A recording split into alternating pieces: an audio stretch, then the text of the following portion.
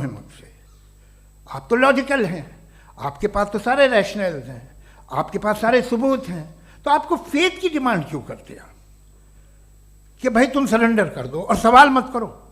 कोई मजहब सारे सवाल करने की इजाजत नहीं देता है और मना करता है कि ज़्यादा सवाल ना करो, बह जाओगे तुम।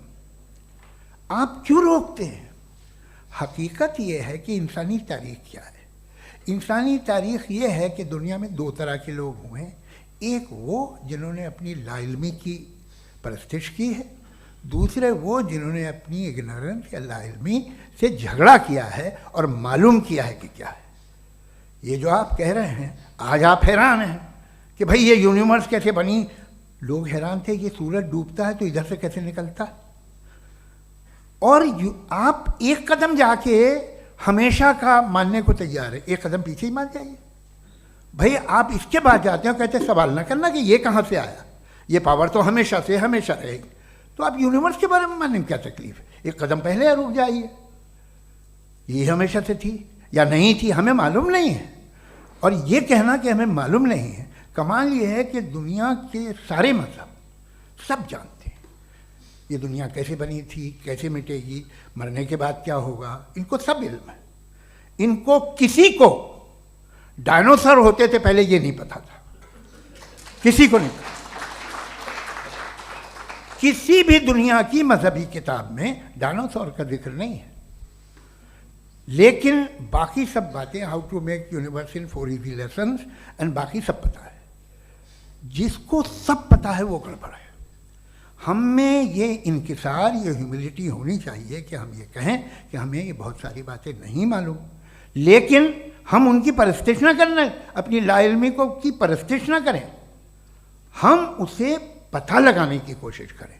जिस दुनिया में आप बैठे हैं सर, ये हॉल जो है, ये इलेक्ट्रिसिटी जो है, ये माइक जो है, जिस हवाई जहाज से आप आए थे, वो जिस कार से आप यहाँ आए हैं, ये सब उन लोगों की बनाई हुई है जिन्होंने सवाल किए थे। ये दुनिया जिसमें आप आज आराम से हैं, ये उन लोगों की बनाई है कि जिन्होंने सवाल किए थे, और हर स्टेज पे इन सवालों को मकरूह कहा गया था, गलत कहा गया था। आप ज़रा तारीख पढ़िए, एक बड़ी दिलचस्प किताब है बर्ट्रैंड रसेल की,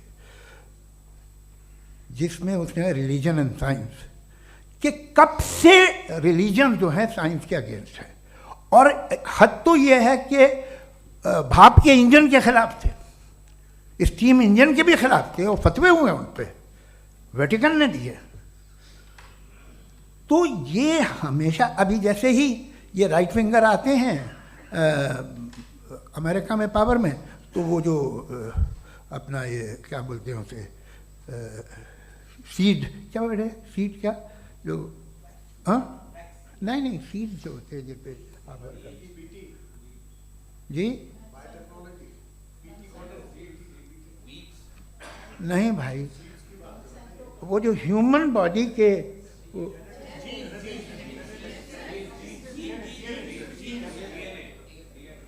उस पर रिसर्च बंद हो जाती है, रिपब्लिकन नहीं करने देते। अरे भाई इतना डर क्या है तुम्हें?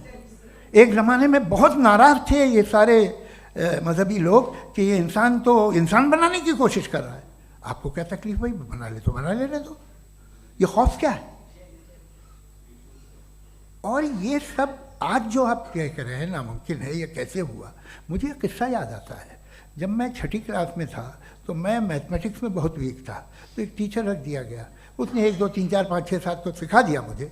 वो दिन मैं भूल नहीं सकता हूँ मुफ्ती साहब, जिस दिन उसने ये बताया कि 1/2 क्या होता है और 3/4 क्या होता है। मुझे ऐसा लगा कि मेरा सर बीच से फट जाएगा। ये आदमी कह रहा है कि जो दीवार के अंदर जाओ वॉक करते हुए। आज हंसता हूँ मैं इस बात पे। तो आज जो बातें आपके जहन से बिल्कुल परे हैं और आप हैरान होते हो उन्हें देख के, एक वक्त आएगा कि मामूली लगेंगे। और हुआ है, आपकी इंसानी तारीख ही है। इतनी जल्दी सारे फैसले आप मत कर लीजिए, थोड़ा ये ह्यूमिलिटी रखिए कि भाई ये हमें नहीं मालूम। ये कहने में क्या आ रहा है? ये यूनिवर्स कहाँ तक फैली, ये कब से है और कब तक रहेगी, हमें नहीं मालूम। आपने फैसला कर लिया कब बनी। ये आपके हिसाब से कोई 14 बिलियन ईयर्स बनी जो समझा जाता है। उससे पहले हजारों करोड़ों अरबों साल तक खुदा बैठा क्या कर रहा था? खामोश बैठा था, ऐसे ही जमाइयाँ ले रहा था। फिर उसे आइडिया आया, यार एक काम करते, वक्त अच्छा गुजर जाएगा, यूनिवर्स बनाते। सोचिए, वो तो हमेशा से है ना, मगर यूनिवर्स हमेशा से नहीं है, ये तो बनाई गई है। और उससे पहले क्या था, इनका क्या काम था? कैसी बात है, ये बड़ा आसान है। जो बात हमें आज धीरे धीरे पता चली है, बरसों 2000 और 2500 साल पहले आपको किसी ने बता दिया कि क्या था, आप मान गए, और तब से वही मान रहे हैं जो 2500 साल पहले कहा गया था। सब कुछ बदल गया है, सॉल्व हो रही हैं चीज़ें। अभी साइंस बिल्कुल दावा नहीं करती, या कोई फिलोसफर ये दावा नहीं करता कि हमें सब मालूम, बल्कि वो कहता है कि हमें जितना मालूम होता है उससे ये मालूम होता है कि हमें कितना कम मालूम। तो हम अपनी जहालत से लड़ें, उसकी परस्तिश न करें। जी, टाइम, थैंक यू। जनाब जावेद अख्तर साहब कई मर्तबा दोहरा रहे हैं कि फ़ेथ का मतलब बताइए, फ़ेथ का मतलब बताइए। मैंने बता दिया, फेथ सही भी होता है, गलत भी होता है। और आज हम फेथ पे बात नहीं कर रहे, हम ट्रुथ और डज गॉड एग्जिस्ट पे बात कर रहे हैं। क्या डज गॉड एग्जिस्ट, ये ट्रुथ यानी गॉड है या नहीं है, इसमें से दोनों ट्रुथ क्या है। अब आप उसे फेथ कह लें, बिलीफ कह लें, नॉट माई बिजनेस। उसके बाद आपने कहा कि भाई सवाल करने से मजहब रोकता है। मैं कहता हूं जो रोकता है वो रोकता होगा, मैं नहीं रोकता, बल्कि सवाल करें, सवाल करना चाहिए। सवाल कर करके तो हम आगे बढ़ते हैं, तरक्की करते हैं, और इसीलिए मैं आज यहाँ पे आया हूँ। लेकिन सवाल सिर्फ खुदा से नहीं होगा, आपसे भी होगा। सवाल एथिज्म से भी होगा, सवाल सिर्फ मजहब से नहीं होगा, सबसे होगा। और आज मैं सवाल करूंगा और उम्मीद है कि आप जवाब देंगे। अभी तक आपने वैसे कॉन्टिंजेंसी आर्गुमेंट का कोई जवाब नहीं दिया। चलें, आपने कहा यूनिवर्स के बारे में इटर्नल क्यों नहीं बोल देते। ये चूंकि लॉजिकली पॉसिबल ही नहीं है कि यूनिवर्स इटर्नल हो। यूनिवर्स एक कॉन्टिंजेंट चीज है जो टाइम एंड स्पेस के पाबंद है, टाइम एंड स्पेस से बाउंड है। जो टाइम एंड स्पेस से बाउंड होगा वो कॉन्टिंजेंट होगा, जो कॉन्टिंजेंट होगा वो उसकी बिगिनिंग हुई होगी, जिसकी बिगिनिंग हुई होगी वो इटर्नल नहीं हो सकता। ये तो कॉमन सी बात है।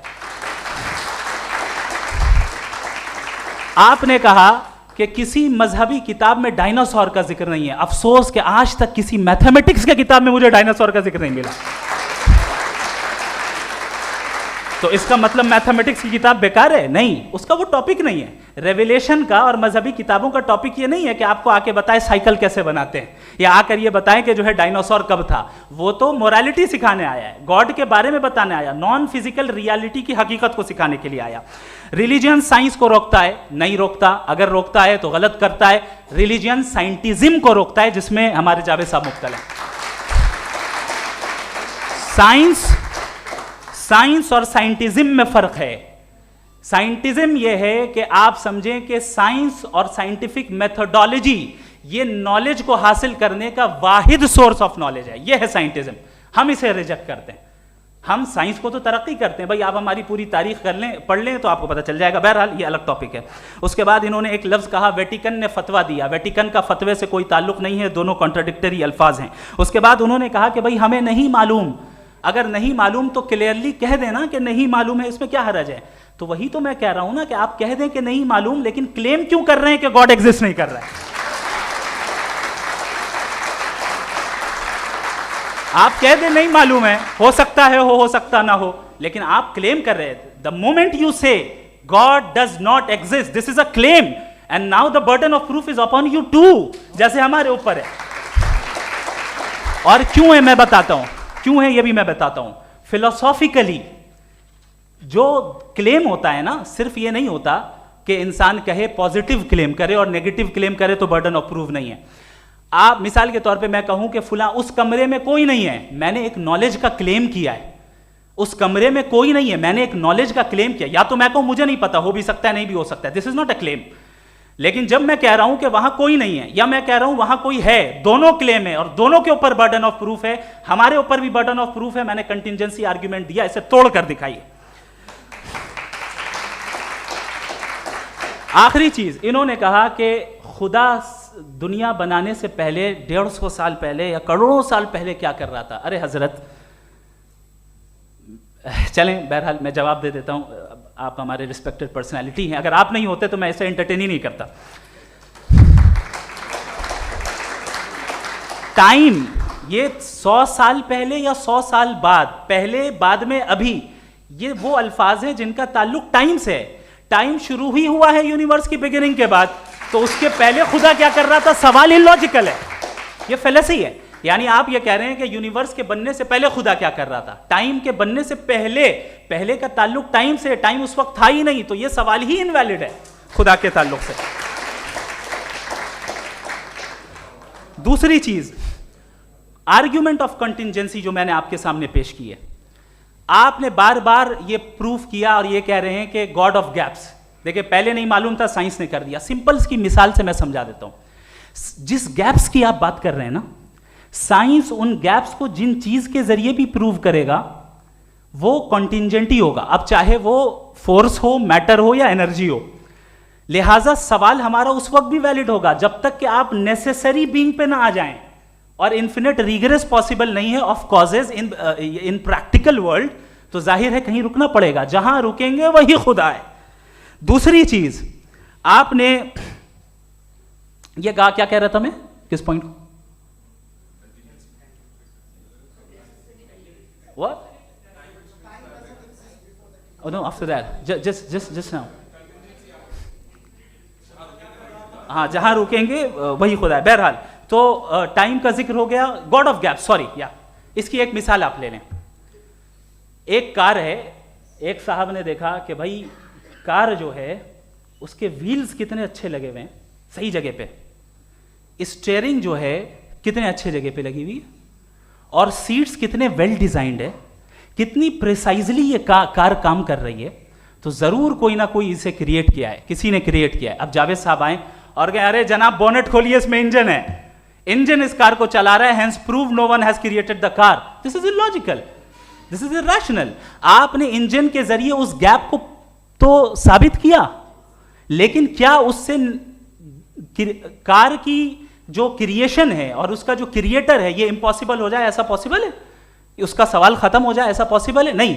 आपने गैप्स को फिल करके, कॉन्टिंजेंट चीजों से गैप्स को फिल करके हमारे ऑब्जर्वेशन को और ब्रॉड कर दिया।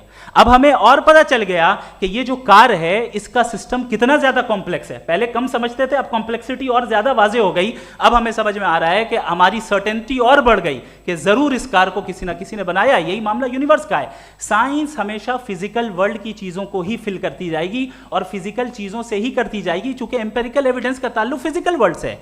आप साइंस के जरिए मेटाफिजिकल रियलिटी को कभी साबित नहीं कर सकते। ये रॉन्ग टूल का इस्तेमाल करना है। ये वही काम है कि आप मेटल डिटेक्टर से प्लास्टिक डिटेक्टर करने चलें, जो कि जाहिर है सही नहीं है। Thank you.